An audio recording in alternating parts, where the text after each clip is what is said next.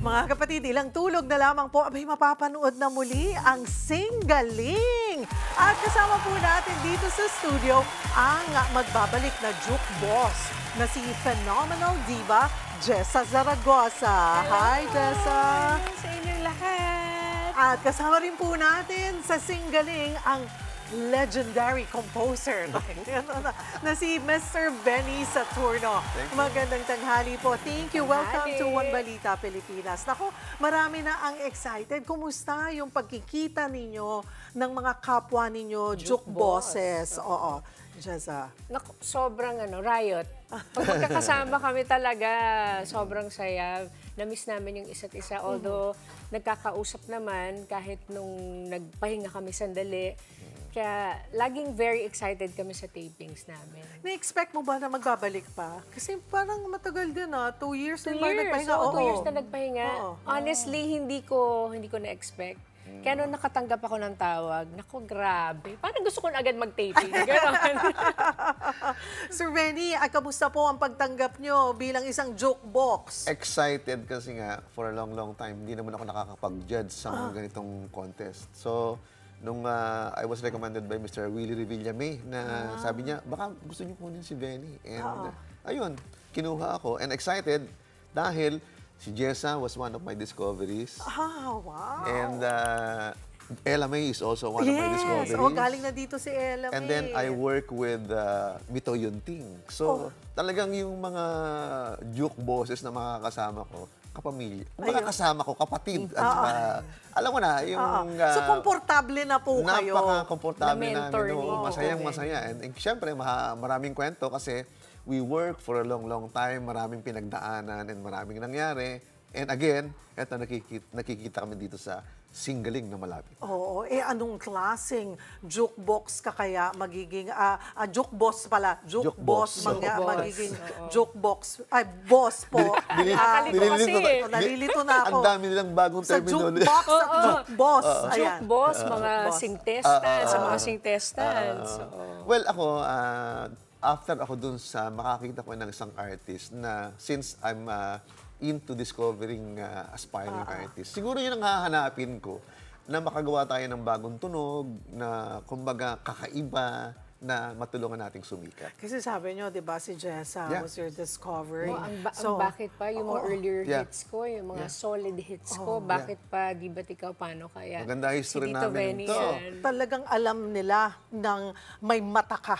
Actually, at may pandinig ka talaga. Meron yata akong ganong pakiramdam. Sabi nga, napupulsuhan niya.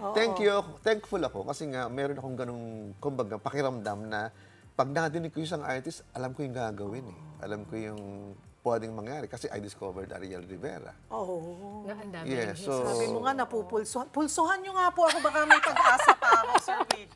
Mamaya after lunch, mag-record na tayo. Kasi I can't sing talaga.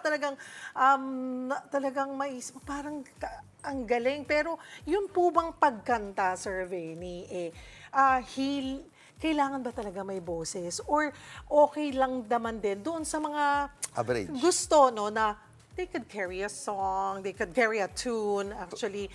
Pwede pa talaga yung mag-improve at maging isang Jessa Zaragoza. Dapat ba hindi sila mawala ng pag-asa? Dapat, oo. Kailangan, sabi nga, pag umayaw ka, siyempre, wala kang pag-asa. So, dapat tuloy-tuloy pa rin. And kung talagang nasa puso mo yung pagkanta, siyempre, ang way to do it is yung proper training. Magta-train ka talaga.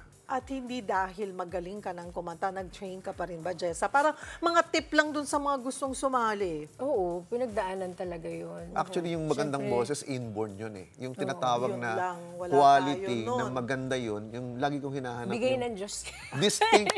Yung distinct yung tunog mo, laging ako yun kasi kailangan hindi generic yung tunog mo na madidinig ko na pare-pareho kayo. So, pag nadinig kita, dapat kakaiba ka na pag nadinig ka ng sa radyo or nag-record ka ng song, maka-identify na yun ang artist. May marka. May marka. Parang boses ni Jessa. Yeah. Alam mo pa, kahit di mo siya nakikita, pag tumunog pa lang, Jessa to. First time pa lang. Meron talaga. Jaya, yan. Si Jaya. Ella May, yes. Ako, masaya ako sa mga taong yan kasi happy ako and because of me, ayun niya, yung dream nila may nangyaring maganda. O sige po, kwentuhan nyo kami konti. Anong maaasahan nila this time sa Singgaling? Ikaw, Jessa. Naku, maraming kantawanan, hindi lang po music, kantawanan, iba-iba yung mga ano namin eh.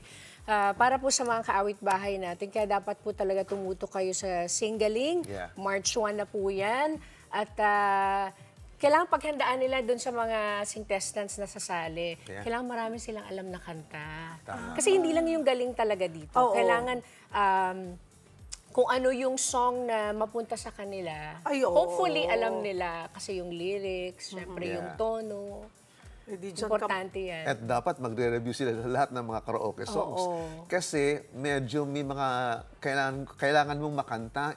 Ayun nga, sinabi ko kasi kanina, may mga songs na range ng babae na mapupunta sa lalaki, which is, kailangan dyan yung technique ng singing. Magamit mo yan, yung natural voice to falsetto, kailangan. Tsaka kung paano mo itatawid yung kanta. So yun yung mga tinitingnan namin, hindi lang yung mga flat, sharp, hindi lang yung technique, hindi doon nag-focus. Kung paano dadalhin ng artist. Yung Yung song. sarili niya, yung song, Yeah. kapag Na- nandun na siya sa na entablado ng mapipindot mo. Singgaling. Mapipindot. At ang mga kanta dito, may bago, may luma, di Yes. ba? Halo-halo. Yes, yes. Halo-halo. Kaya very exciting. Yeah. O muli, please invite them to watch. Sir Benny? So, March 1 na yun. Singgaling, that will be 5:45 ang umpisa niyan. So, mga kaawit bahay, mga singtestants, eto po kami. And maging masaya tayo sa ating Singgaling program. Yes. Singgaling, saan ba ako? Ayan. Dito po. Hello. Singgaling po, March 1, ilang tulog na lang. Sana po ay magkita-kita po tayo. At mas mahaba ito. Yes, Yeah. 1.5 hours. Yeah. Yun. Ako, hindi tayo mabibitin. Hindi kami mabibitin. Masaya to. Maraming salamat po for making time. Thank Thank you, you, Sir Sir. Benny. Thank you Jessa, so good to much. see you. Salamat po.